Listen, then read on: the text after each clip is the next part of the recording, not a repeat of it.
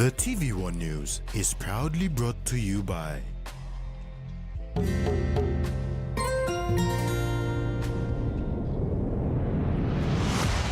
BSP, our bank, our people.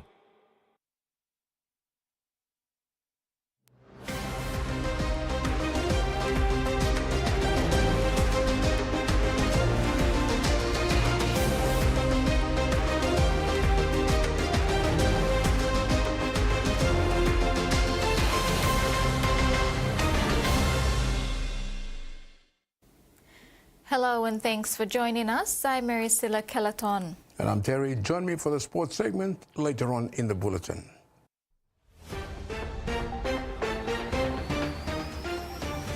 In this edition, NCDC awards 4 top NCD schools. Nanawar is acting CEO. And bars give ultimatum, threaten dissolution. The 2025 academic year for schools in the National Capital District was officially opened at the Sir John Guy Stadium today. School staff, including head teachers and teachers, came together to welcome the new school year, hosted by the Department of Education. The opening of the 2025 academic year for schools in NCD was hosted by the Department of Education today.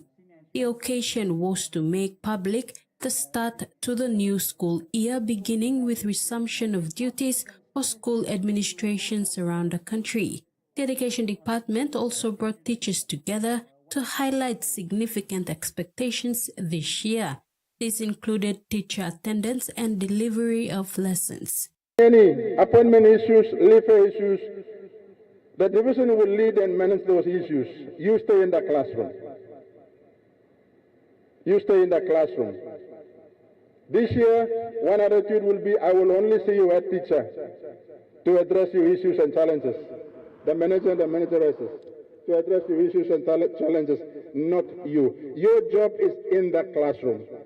First Assistant Secretary Peter Kantz also mentioned Leave First and that issues surrounding Leave First must be communicated with head teachers.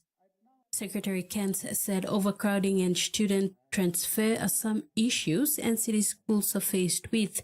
The Education Department has addressed some of these challenges, including establishing junior high schools and putting a cut-off mark for student intake. We're managing transfer, internal and external transfer, and we are also trying to reduce the number of kids in class. So from 60, 70 in every class, we've brought it down to 55.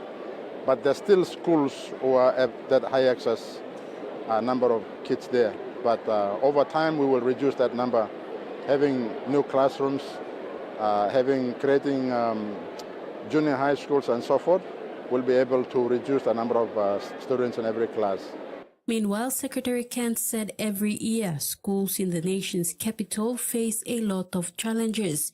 He urged school principals and the school boards to work with the Department of Education to better manage these challenges. School boards need to wake up, and putting up infrastructure is the school board's business, and we've got to work with them, and NCDC has come good. But there are lots of things that we need to do, so that's where we are now. Tracy Pa, TVWAN News. Meanwhile, the top academic performing schools in NCD include LaSalle Technical Secondary, St. Charles Luanga Secondary, Marineville Secondary, and Butuka Academy. Each received Best Performance Awards at the academic year opening.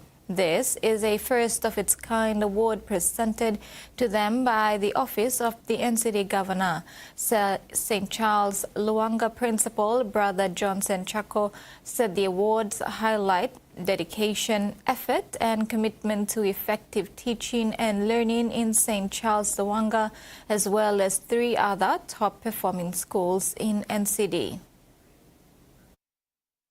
About the award, this is a first time we are acknowledged the effort of the teachers and the students, the school administration, and feeling very happy about it. Paul, St. Charles Luwanga has been performing well in the past. We were almost a decade, we were top school, even now. And the main reason of our success is the commitment, collaboration, and the consistency with our teaching programs. So it's a teamwork. Everyone works together, and involvement of the students is fantastic. Support of the parents. All these factors contribute in the success of the academic performance. In an exciting initiative for 2025, Buk Bilong Pikinini is set to fully integrate its nutrition education program into its curriculum aimed at promoting healthy eating habits among young learners. This program is essential as it teaches children the importance of a balanced diet and how it supports not just physical growth, but also cognitive development. With proper nutrition, these children will be better equipped to learn and thrive in their educational environments.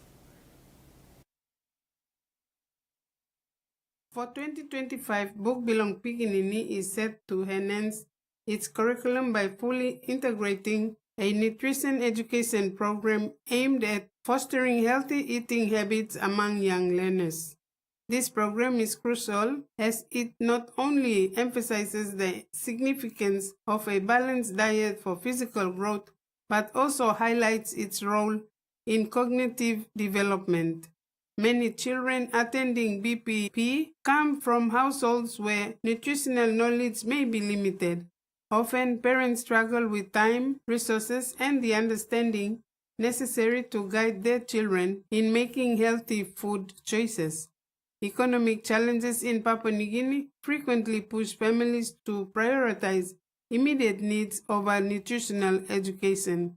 To address this gap, BBP will engage children through fun, play-based learning activities that include topics like the benefits of colorful fruits and vegetables, simple meal preparation, hand hygiene, and nail care. Resources such as the PNG Nutrition Guide and Activity Book and the Giant Book of Germs will make learning both engaging and practical.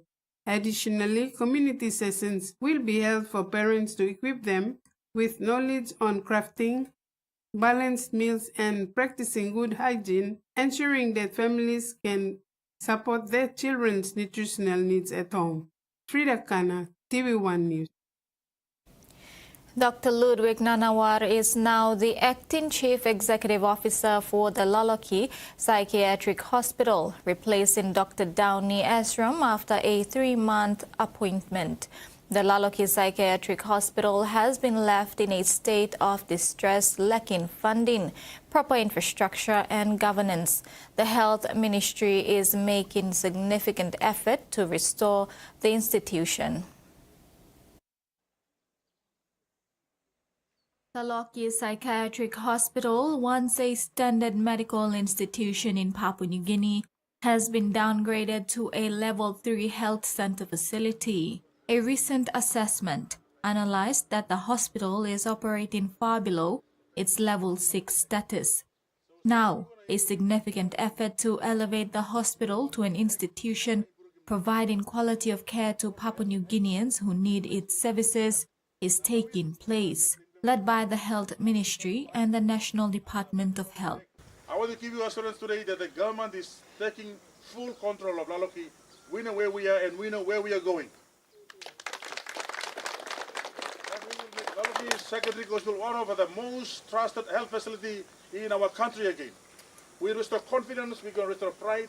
We'll make sure this place will become one of the best mental health institutes of our country. The appointment of Dr. Ludwig Nanawar as the acting Chief Executive Officer replacing Dr. Downey Asram is also a strategic move in the right direction, assured by the Health Ministry. Dr. Nanawar will carry on where Dr. Asram has left. It is said that Dr. Asram has made significant strides in his short 3-month tenure as acting CEO. For me, it was not easy, but it was enjoyable at the same time. It was not difficult for me. Why? Because I had very good staff who, despite all the challenges going through over the last 4 or 5 years, I told you guys in the first forum that I've never come across a very resilient group of people, group of health workers, who are actually in the midst of crumbling infrastructure, crumbling mess, condemned infrastructure. You still at it and working hard. Going forward, I'm determined with the management to get this hospital back to level 4 at least by end of 2025, and by end of 2028 we should get it to level 5 at least.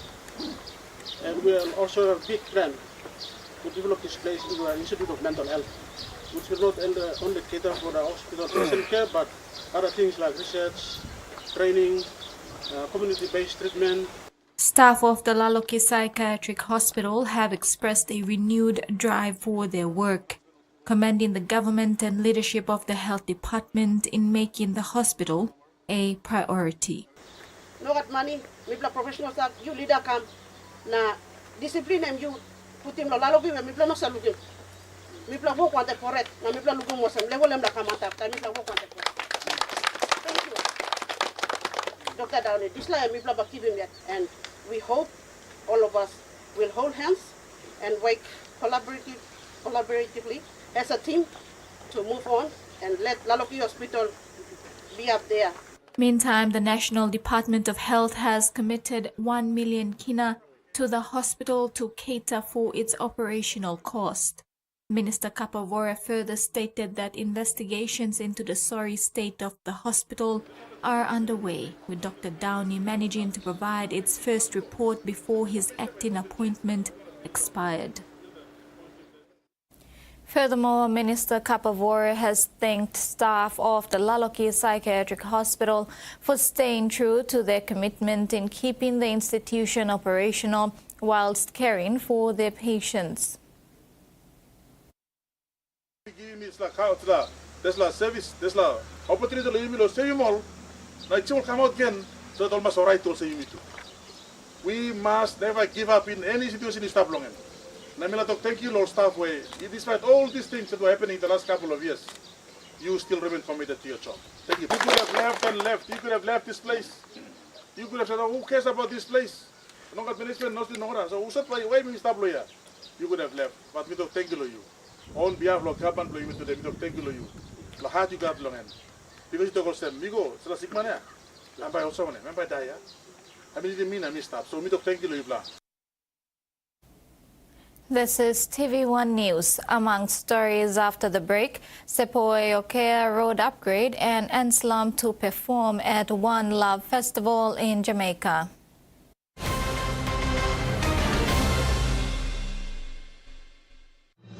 Experience a convenient and smarter way to do your banking with BSB Mobile Banking. You don't have to leave the office or your home to pay for bills. You can view your account balance, transfer funds, top up phone credits, or purchase easy paid units wherever you are. Visit your BSB branch today to register now for BSB Mobile Banking. BSB Mobile Banking, the smarter way to bank. BSB, our bank, our people.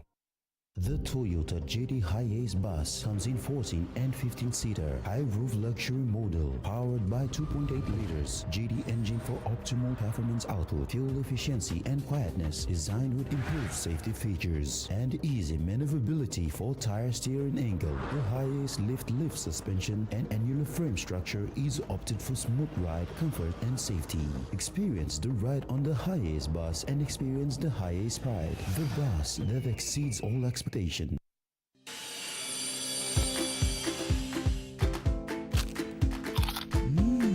Right across the nation, we eat snacks crackers.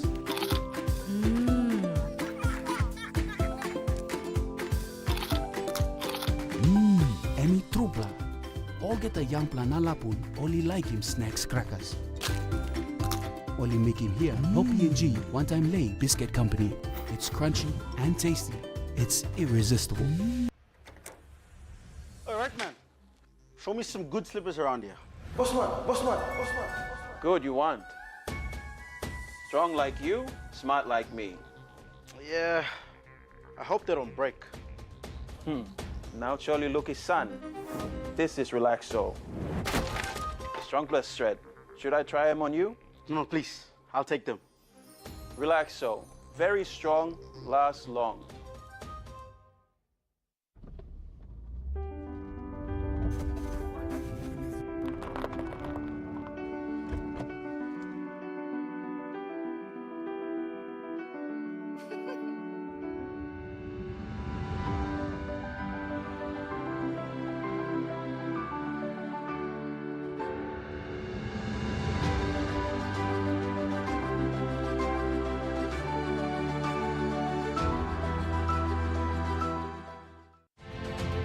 See the toughest fighters in MMA in a whole new light. I had to show my true heart. MMA 30 is your window into their lives. These are my horses, my childhood house. My judo is a huge asset for me. An exclusive all-access pass. We're here for his bachelor party. With your favorite stars of the sport. I would be known as one of the greatest. Watch MMA 30 only on Fight Sports.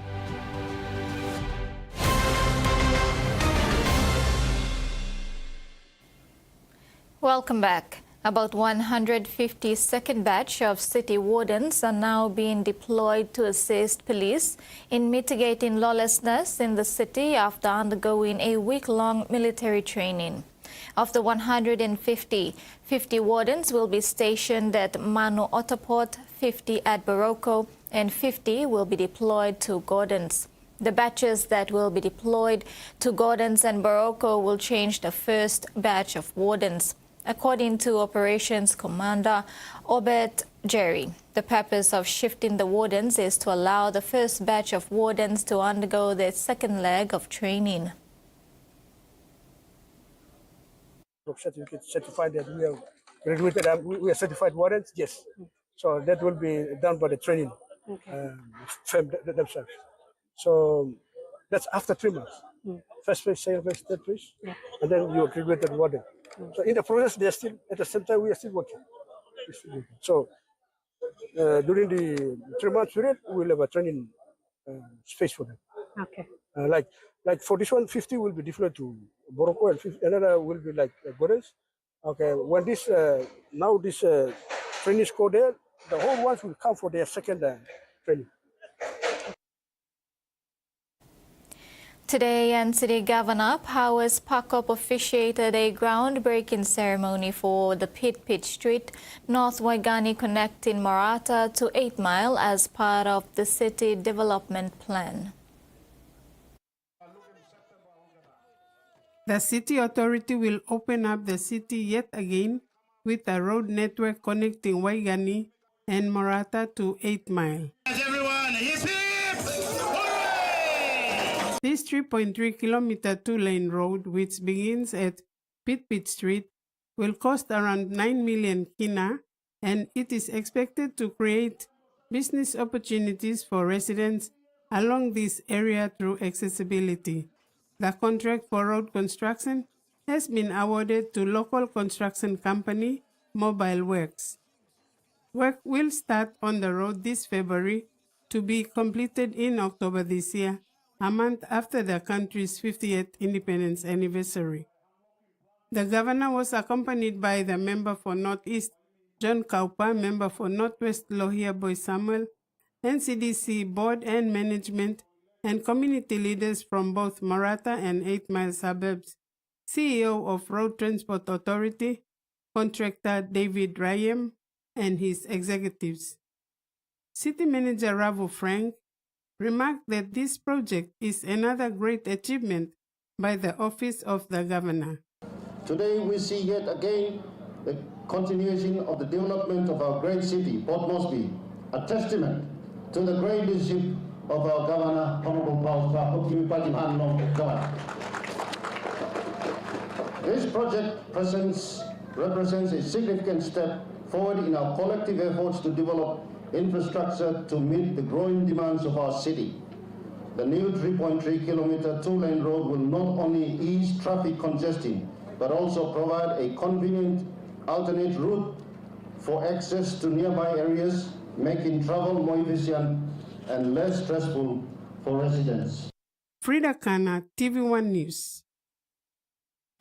The people of Sepoy and Yoke villages of Gulf Province will soon be able to travel in good road condition as the Aro culvert project works get underway.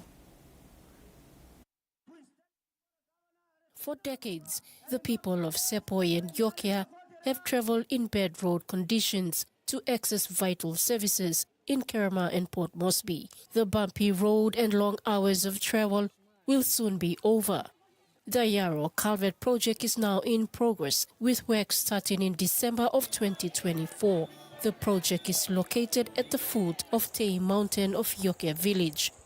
The Yarrow Creek flows from the mountain to the seas on the beach of Moro Yarrow is progressing well under GMJ contractor engaged to do the culverts. The project is expected to be completed in the next 3 months, with locals hired as casuals to speed up the project. The project is an initiative of the member for Kerma, Thomas Opa, with the purpose to connect the Sepoy villages through road access to Yoke, Port Moresby and Kerma town for needed basic services such as healthcare, education, SME market products and traveling public PMVs on their daily routine. The Yarrow Culvert project will be the model future works to reduce flood streams in the province. Susan Oreape, TVWAN News. The Madang Provincial Administration had its fair share of trials and tribulations in 2024. This year, the Provincial Administrator, Frank Lau, is urging political leaders and administration staff to better confront challenges this year, especially in working together to iron out last year's issues. Lau was particularly concerned about the usage of social media to address grievances. He stated it is both inappropriate and unprofessional. The Madang Provincial Administrator has urged political leaders and administration staff to better deal with issues this year, and that includes working together to resolve past grievances which have brought disrepute to how the administration has been running the affairs of the province. There are a lot of people going around in the social media spreading all lies and bullshit. And I'm a member of most of his WhatsApp groups, and I'm looking through it. Especially I am, disturbed because I see a lot of former politicians and making assumptions. You educate, the kind of information that you are disseminating to the community is misleading. Frank Lau, who has been in the media spotlight for most of 2024 over the position of provincial administrator, has been the subject of many social media discussions. He said it is unprofessional and creates room for more gossip with no opportunity for a resolution. And I am also very disturbed that a lot of men folk have taken over the responsibility of gossiping from the women. The women are the ladies in Madang, they don't gossip, but the men, they are worse gossipers. So much hatred, so much cow. If you're a leader, provide the leadership, but don't make assumptions that things that you don't know about. In the new year, he hopes the provincial government will reach out to him to seek resolve and address provincial matters that are hindering progress in all aspects for the betterment of Madang and its people. Let's work together. If you're really concerned about Madang, then you man up, put your differences aside, come up and let's sit and work together. If you guys want us to work, come forward. Social media has been widely used to discuss and debate the rift between the provincial government and administration, most often leading to arguments. Attempts to get a response from Governor Ramsey Pariwa were unsuccessful. Papua New Guinea's international reggae sensation, Anslom is said to make history as the first artist from Papua New Guinea to perform at the prestigious One Love Festival in Jamaica on March 15. The festival, founded by poet Yasus Afari, celebrates Jamaican culture and music under the theme One Earth, One Love, One Humanity. Held at Woodstock in Negril, the event will attract thousands of music lovers worldwide. Anslom will join a star-studded lineup including band both Bushmen and Junior Tools, showcasing reggae's rich diversity. Beyond music, the festival features beach yoga, cultural workshops and live performances, creating a vibrant atmosphere of unity and inspiration. Jamaica's Tourism Minister Edmund Bartlett has highlighted the festival's potential to boost tourism and cultural exchange. This milestone marks a proud moment for PNG, spotlighting its cultural talent on a global stage. Baseline PNG urges everyone to support Anslom as he represents the nation at the groundbreaking event. In Woodstock, Negril, Jamaica. Because something and you go to lo promote country. Big thank you straight lo line lo National Council Commission lo support all the time. Talk thank you through lo TVA. Yamos through lo support lo staff na. Big thank you straight lo National Gaming Control Board for the support always. Na go lo Minister lo Tourism. Big player, Honorable Belden, Norman Nama. Me talk thank you go past lo yet. Lo looks out lo please. And now the finance news. The kina closed unchanged at $0.2494 in the interbank market. At Bank South Pacific, Kawakina was buying $0.2419, $0.3881 Australian dollars, $0.2282 euro and 37.54 Japanese yen. Looking at commodity prices, at New York close, all closed higher except palm oil and crude oil closed lower. And on the stock market, the Dow Jones closed higher, ASX closed higher, and all ordinaries closed higher as well. You're watching TV1 News. We'll have news overseas after these short messages. Stay tuned.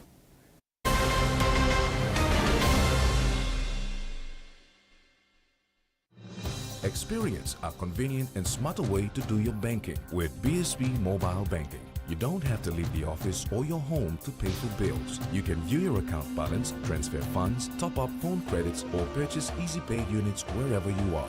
Visit your BSB branch today to register now for BSB Mobile Banking. BSB Mobile Banking, the smarter way to bank. BSB, our bank, our people. In its first 10 years, the PNG LNG project has had a long-lasting impact, contributing more than 28 billion kina to the state of Papua New Guinea. Equity distributions are paid to KPHL and MRDC based on the interest they hold. Tax is paid to the IRC, while development levy and royalties are paid to DPE. For more information on direct and indirect benefits, visit PNG EITI's website. What would you say to 6 months free bonus credit? Wowee! That's right! Get the Wowee 4G LTE smartphone from Digicel and you'll enjoy 35 kina bonus credit every month for 6 months, plus a whopping 50 gigs of data and 60 minutes free talk for 7 days. Hurry! Get your Wowee 4G LTE smartphone for only 199 kina at a Digicel store or agent today and say Wowee to a total of 210 kina free credit. Only with Digicel. Sam Darry, he's brought greater physicality to his game this year. Here's out, into the corner, he scored! Let the battle begin! Oh! He's knocked out! That's a big right hand, but he's gone, and I don't think he'll get up from that. This fight could be over. Oh, Mayweather makes him pay. He's not going to make it. 9 and 10. That's the fight. It is over. Knockouts. Only on Fight Sports. I'm going to Ghana to meet Matilda for the first time. Things might be a little too heavy for her. I'm going to meet my boyfriend, but I'm freaking out because I have my ex with me. 90 Day Fiancé before the 90 days. Wednesdays 8:30 on TLC. Hurry, come on, come on. Lady Raven! What's with all the police trucks outside? You know, the butcher? The freaking nut job that goes around just chopping people up? He's gonna be here today. So they set up a trap for him. This whole concert? It's a trap. It's kind of dope, right? Trap premieres Saturday, January 25th, 9 p.m. on HBO.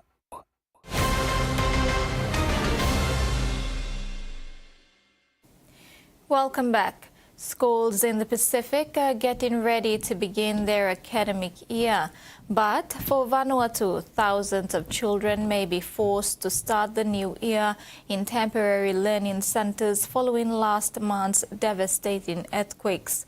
According to Vanuatu's Ministry of Education, at least 100 classrooms across the country were destroyed or damaged. Not-for-profit organization Save the Children is warning of the ongoing impacts on children in the wake of the disaster. 2,500 people work in Tasmania as part of the Pacific Australia Labour Mobility Scheme, helping fill workforce gaps in areas like agriculture and horticulture. Last night, they brought something else to the state: their vibrant culture at a special festival in northwest Tasmania. Celebrating culture and connection. The Pacific Rhythm Festival in Ulverston delivered a lineup of traditional and contemporary music and dance from workers living in Australia under the Pacific Australia Labour Mobility Scheme, known as PALM. We're proud to be in Solomon Islanders, and then we show this out as one of our unique cultural dance, and even the people out will see that they will feel special.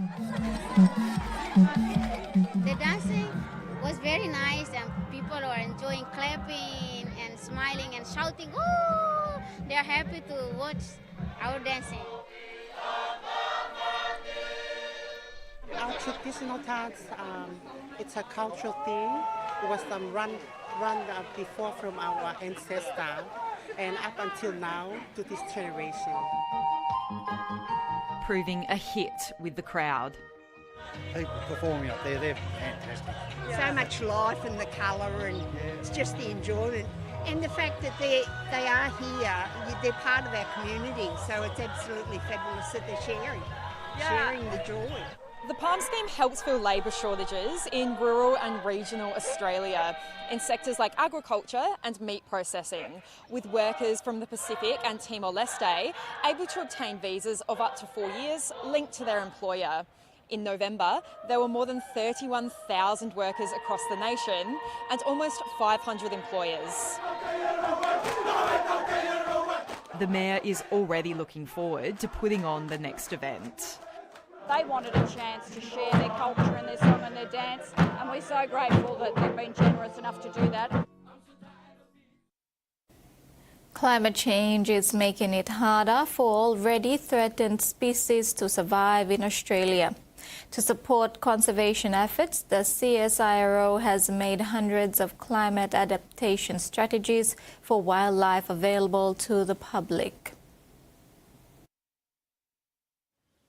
Near the Great Barrier Reef, a unique conservation solution is being tested, irrigating artificial green turtle nests with seawater to combat rising sand temperatures, which are causing all of the hatchlings to be born female. Interventions are becoming more common in this sort of conservation space. It's just one of over 400 creative solutions included in a CSIRO project to address climate threats to Australian wildlife. We think it's something that can inspire hope in terms of these, really rapid changes that we're seeing in terms of climate impacts.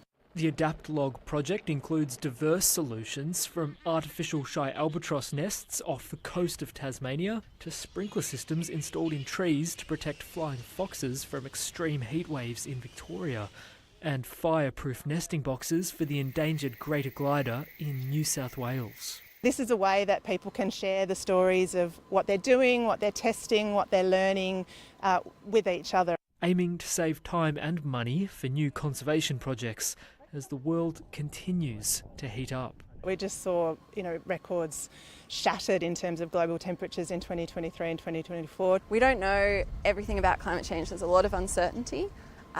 So it's a really difficult threat to manage. The CSIRO says the cost of fully recovering Australia's vulnerable species would be over $580 billion per year. Paying that cost isn't realistic, but other solutions like direct intervention are becoming more common. Because things are getting a lot worse in a lot of places and for a lot of species, it's really important to be testing these novel and innovative approaches now. A platform like this does give me hope. Providing a roadmap for an emerging field of conservation. Fires are typically fought with hoses and water-bombing aircraft, but in the future, drones and AI technology could play a bigger role. Following the deadly LA winter wildfires, there are concerns that Australia isn't prepared to tackle fires year-round. When it comes to the latest fire tech, China's well ahead of Australia. We don't yet have the tools to actually address those very large fires. But what's been developed on home soil in the ACT could change that. One of the main things we're looking at are these scout drones, which are kind of a drone that has all these sensors on it that can see a lightning ignition as soon as it starts. Aided by an onboard camera, the drone can fly towards a fire, pinpoint its exact location and map the impacted zone for responding ground crews. Also being explored are water gliders, which are essentially disposable drones that you would fill with about half a tonne of water and potentially some retardant as well. This is a prototype designed to be dropped from an AC-130 cargo plane flying above any weather. They travel 400 kilometres per hour with a GPS onto the location that's provided to them by the Scout drone. The New South Wales RFS have developed a world-first AI system called Athena. We can have more than 120 fires burning at any one time, and it'll always look at what's the number of structures that are most at risk from which fire over the next 2, 6, 10 hours. And the state of Victoria is trialling a new project across 7 of its 67 fire towers. We have installed AI cameras that their algorithms are designed to look for smoke. Still in its infancy, vigorous testing is required. It's not ready to take over from human beings right now. Australia has around 170 aircraft in the national fleet to combat fires, but there are fears large air tankers leased from overseas could be in short supply as bushfire seasons begin to overlap in the northern and southern hemispheres. Australia's maturing to that point where, we have enough fire, we have enough technology, we have obviously the need for us to become more independent. With winter wildfires in LA, a former Californian firefighter says AI won't fix all our problems. It's a dangerous time, but it's also an exciting time to kind of get ahead of this because it's only getting worse. Putting a spotlight on the lack of funding. We've wasted so many years. Like if we'd had that funding 3 years ago, we would probably have full-scale water gliders right now. Innovation chasing the pace of climate change. Nearly 200 Afghan nationals have been flown onto the United States after their special immigration visas were processed in the Philippines as part of an agreement between Manila and Washington, the U.S. Embassy in Manila said Sunday. The Afghans left the Philippines in several groups on commercial flights after completing their application process for resettlement in the U.S., according to the embassy spokesperson Kanishka Gengepohe.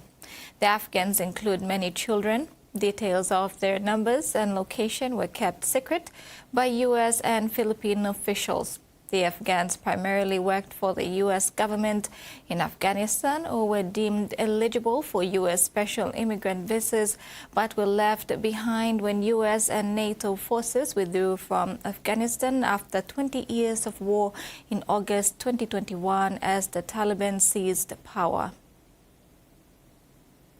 Donald Trump has promised to delay a ban on the special pardon, on the social media giant TikTok in the United States under a joint venture arrangement. ABC national technology reporter Ange Lavenpierre has more. It looks like it's back online 14 hours after it went dark, around 4 o'clock on Sunday Australian time. It started coming back, and that immediately followed Donald Trump, of course, posting that that he would extend the period allowed for a sale. So that was the deadline for TikTok to either have been sold by its owner, ByteDance, of course a Chinese-owned company, or to kind of go off, to go dark in the US. And that ban was passed back in April. There have been attempts to ban it stretching back to 2020, but finally got over the line in April this year because of, as you mentioned, security concerns to do with how much data TikTok and ByteDance was collecting on Americans. And, there's a suggestion that there's more that we don't know, that, senior officials and the president and so on would be briefed on, but the national security risk was significant enough that it required these steps that have been taken. It's since been upheld, most recently by the Supreme Court. And then in the last 2 days of the Biden presidency, we heard from that administration that they were not going to penalise anyone who penalise any of the companies for not enforcing the ban. So that's the various service providers that help keep TikTok online and running, and of course TikTok itself. And now Donald Trump has said the same thing. And yeah, we did see the platform go dark for altogether around 14 hours, but it's back online now. And what TikTok has said is that they've now got sufficient assurances from the Trump administration that they won't see some of those huge fines that could have come to pass had they not switched the platform. ByteDance has been pretty resolute in saying that TikTok is not for sale. Now, of course, how much of that is posturing and how much of it is sincere is impossible to say. We do know, in saying that, I'm going to issue an executive order that allows an extension for this sale deadline, Donald Trump did also say that there would be, what he would want to see would be a 50% part ownership type model. Now, this is all very kind of legally tricky. There are a range of differing opinions from legal scholars in the US as to whether an executive order, how that kind of measures up against a bill that has been passed by Congress, which is in fact an act now, and, whether he has the power to say that the fines won't apply. But clearly, whatever assurances he gave to those companies, to ByteDance, to Oracle, the cloud services provider, the internet service providers, it was good enough for them to be confident enough to allow TikTok to come back online because, yeah, the proof's in the pudding and TikTok is back. But, Australia's TikTok is America's TikTok. It's a global system. And I think what we know for sure is that this is not static. We will see TikTok change one way or the other in the coming weeks and months. Thanks, Ange. Thanks. You're watching TV1 News. Later in sports with Terry, Brothers cruise past mosquitoes and PRL meeting deferred.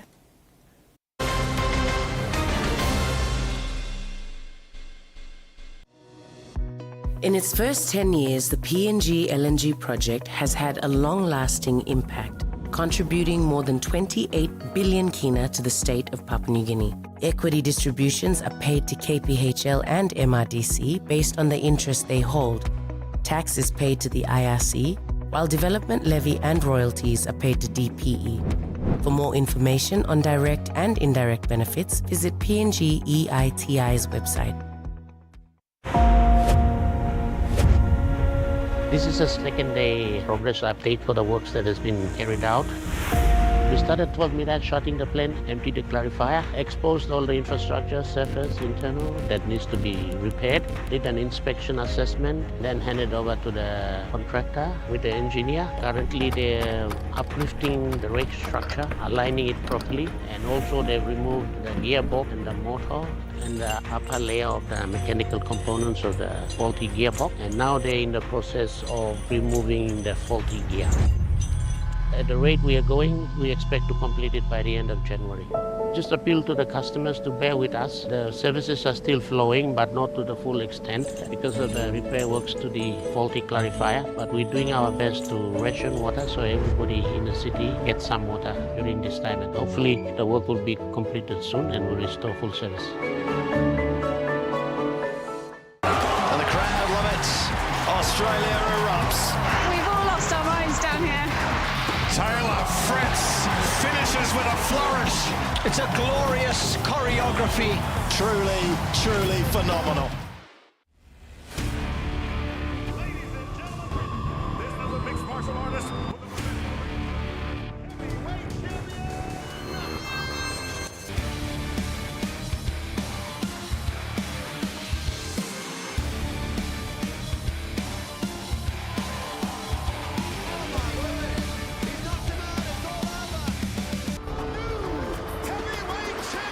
Watch Mixed Martial Arts, only on Fight Sports.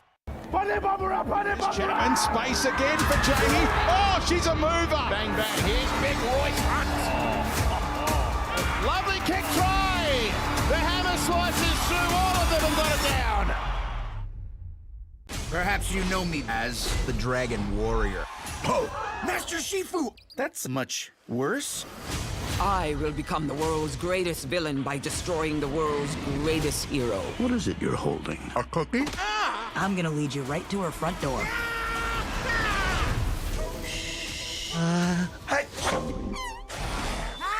Kung Fu Panda 4 premieres Tuesday, January 28th, 9 p.m. on HBO.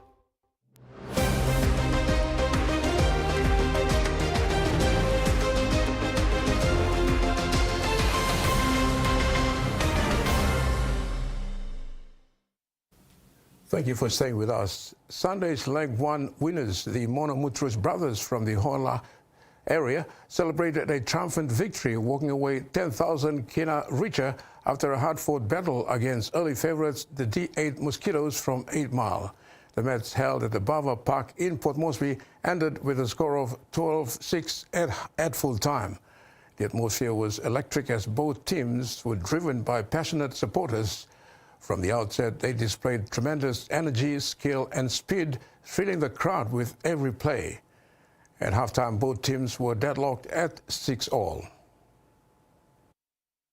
With significant cash incentives on the line, Monomutrus brothers from Hola and D8 Mosquitoes from 8 Mile began with clear structures and set plays. Defense became critical as the match progressed, with each side holding their lines firmly. Just 3 minutes into the first half, brothers' second rower, Jack Cripe, powered through the Mosquitoes' defense to score the first try, bringing the score to 6-0. The Mosquitoes didn't back down, launching relentless attacks on the brothers' line for a solid 20 minutes. Their persistence paid off when Zachariah Nono crossed for a converted try, leveling the score at 6-all before halftime. As the second half unfolded, both teams shifted their focus to defense, making it tough to score. However, it was brothers fullback Francis Cobb who created his own luck, scoring a late try to seal the match 12-6 in favour of brothers at full time. In the post-match interview, brothers team manager and self-sponsor Tony Kelly expressed gratitude towards major sponsor Rigo Rice for its support in providing this platform to keep youth engaged in sports and away from drugs and alcohol. Bila to thank you lo rigorais na management lo rigorais so sem. Om la good la picture you put him lo young talent na. Mipla lustintin lo drag na biar na mipla kamoselo sports na mipla kempi mipla totoklo mipla to sem no drag no biar na mipla look forward lo winning this la 200,000. Mi no got one bla sponsor, mi no got one bla osemol business houses help me et mi atoklo mi et mi sana lo got your Mangilo Street. Mi sa go pas lo youth lo Mangilo Street so em team blong ora youth lo mi lo hola ta so. Ila to big bla winning all supporters blo player blo mi all extra supporter mi la to thank you through lo ta extra just changing min tintin lo last minute na kamin set na supporti mi na mi to thank you lo you bla one them na big bla ba bless you mi bla ora. With this win, brothers are now on standby, eagerly anticipating their next major challenge for the grand prize of 200,000 kina in March. And the Papua New Guinea Rugby Football League Southern Confederation suspended the Port Moresby Rugby League annual general meeting on Saturday due to a lack of quorum at the Santos National Football Stadium. Southern Confederate Director Jacob Ivaroa suspended and deferred the AGM to Tuesday, January 28 at the PRL office. Ivaroa said on behalf of PRL, PNG RFL Southern Confederate is chairing the AGM as a neutral body to ensure transparent and free flow of the process. He strongly warned club presidents and secretaries to attend the third meeting, as this will decide the election and ensure the AGM is conducted without further delays. As stipulated in the Constitution, PRL chairman will call out for nominations during the AGM as a normal process. Ivaroa said it was said that the 12 affiliated clubs didn't nominate any candidates for the executive positions. He urged club presidents to pick up the nomination forms and nominate their candidates. Ivaroa, who chaired the meeting, informed the 6 clubs in attendance: Biggie Petroleum Gulf West, Quantum Connie Tigers, Ohola Flies, Paga Panthers, Defence and Tarangao, while Double Warriors, Hanobara Hawks, Connie Storms, Butterflies, Royals and Magani did not attend. These are the 12 affiliated clubs that participated in the PRL competition in the 2024 season. Ivaroa clarified that the voting power is 19 votes for a majority quorum. However, there were only 9 attendees on Saturday. Tension between the PNG Barramundis and the PNG cricket management have escalated. The national cricket team has formally petitioned for resolution regarding ongoing player concerns and contractual disputes. In a letter sent to Cricket PNG management, the Barramundis outlined a series of demands that could lead to the dissolution of the team. They announced that if their issues are not addressed within 14 days, by February 3, 2025, the team will be disbanded. The PNG Barramundis cricket team are prepared to dissolve as a team if their petition over ongoing player concerns and contractual disputes are not addressed by the Cricket PNG management. This is the outcome of a 14-day ultimatum delivered. By February 3rd, the team will be disbanded.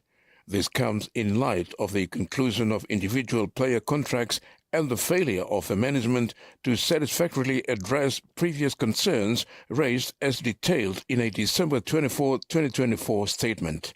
The players asserted their right to seek employment elsewhere, including participation in cricket leagues beyond PNG. The letter emphasized that an annual base wage of only 8,000 Australian dollars is insufficient, expressing disappointment that an increase in compensation could threaten the financial stability of Cricket PNG. This situation, the players argue, reflects lack of priority for their well-being by the organization. The Barramundis reiterated several demands, which include payment for unpaid services linked to their participation in the 2024 ICC T20 World Cup, amounting to 30,000 kina each of the 15 players. Full payment of player nest fund contributions, including interest accrued due to previous non-payments at a rate of 1.25% per annum. They also called for contract finish pay per agreed terms. Additionally, the Barramundis rejected management's attempts to communicate diversively with vulnerable players, particularly younger and less experienced members of the team. They condemned actions intended to exploit those perceived as weak within the squad.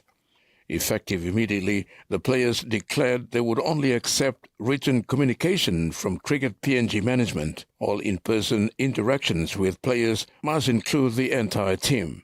The Barramundis emphasized that any communications from individual players would not be recognized as official communications of the team without explicit indication. The players' strong stance highlights the critical need for supportive and equitable governance structures that respects their rights and contributions. Finally, in sports, the final selection for the national softball women's team to the Pacific Mini Games in Palau will be determined by having the necessary travel documents ready in time before the team is confirmed in March 2025. PNG BSC President Jenny Park is again urging individual players to work closely with the management team in extraditing the documents so that they can be eligible for selection before the team is finalized. When addressing the team recently, the president, Jenny Park, said after the championships in Kokpo last October 2024, it was stressed to the players to get their visas sorted ASAP, taking into account the long process and time factor. Straight after the championships in October, it was stressed to the players to look at that and to getting it sorted. Nancy Pavan, the team manager, is very good in what she does. So, yeah, we've got a few players. Altogether, we've got 9 ladies with passports. That includes Port Moresby and out of Port Moresby. So we need to bring that number up to about 20 or 21 plus so that it's easier for selection. So hopefully we pass that head will come through in the next 2 to 3 weeks, well before we trim the team down, because that can't be one of the issues as to why the player cannot go because of that. Yeah.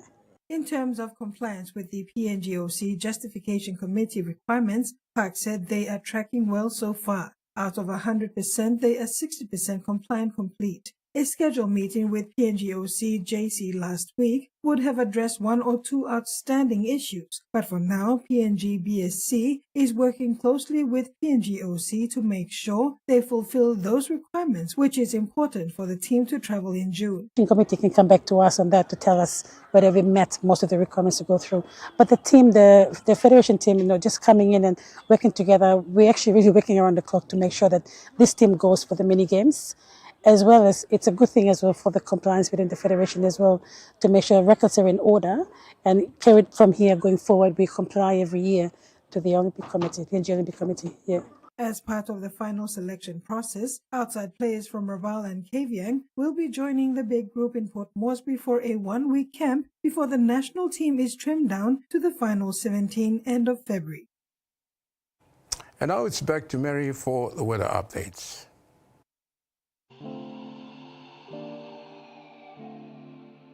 Southern, Port Moresby, partly cloudy with chances of showers and possible inland thunderstorm.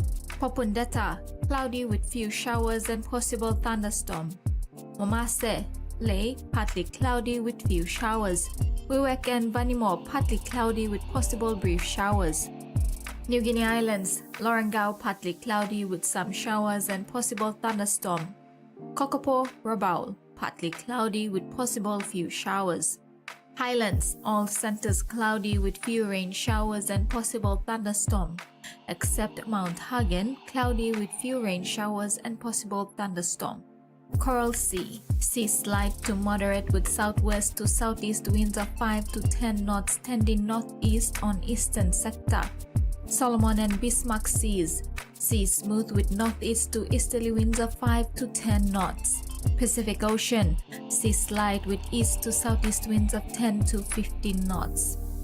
Waters of southern PNG Indonesian border to Daru, Kiwai Islands to Kerema, Yule Island, Hood Point to Samarai Island, to Cape Bogle and all Milne Bay Islands to Huon Gulf to Fincher Fen, seas 0.5 to 1 meter, and waters of New Ireland to East New Britain to Bougainville, seas 0.5 to 1.3 meters.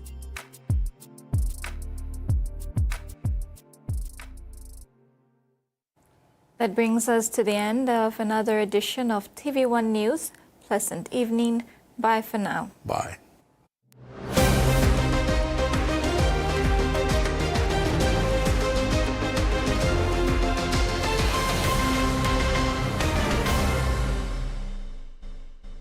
The TV1 News was proudly brought to you by